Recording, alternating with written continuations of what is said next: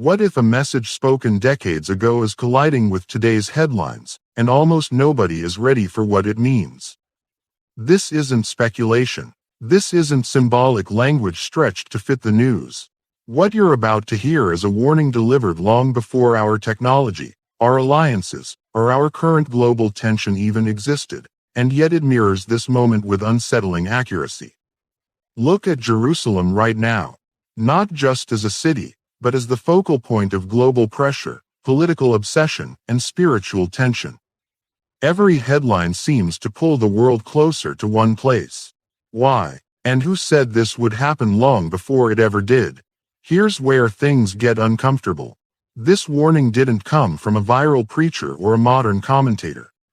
It came from a quiet voice decades ago, when today's realities would have sounded impossible. Ask yourself this: how does someone describe instant global communication before the internet existed? How do they foresee unlikely alliances forming against Israel before those nations even cooperated? And how does Jerusalem become the center of worldwide attention exactly as described? Because that's what we're witnessing. Events in Jerusalem now ripple across the planet in seconds. Reactions are immediate. Pressure is coordinated. For the first time in history, the world is watching together. This wasn't framed as a prediction game. The man who delivered the warning never claimed brilliance or power. He said the message wasn't his. He said it was shown to him. And whether you believe that or not, the alignment is impossible to ignore. Here's the part most people skip. The warning didn't just describe events. It outlined markers, conditions that would all appear at the same time. Not gradually, not separately, simultaneously. First, Israel thriving internally while facing growing global isolation. Second, Jerusalem becoming the central issue in international diplomacy. Third, former rivals uniting over a shared opposition. Fourth, a generation alive to see Israel restored, Jerusalem unified, and global tension escalating. Pause for a moment. How many of those are visible right now? And here's the harder question. If those markers are already here, what comes next? The warning described acceleration, a moment when events that once took decades begin unfolding in months.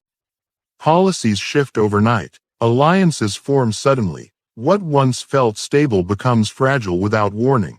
Does that feel familiar? This is where the message becomes personal. Because if someone could outline this moment with precision long before it arrived, then ignoring it isn't neutrality.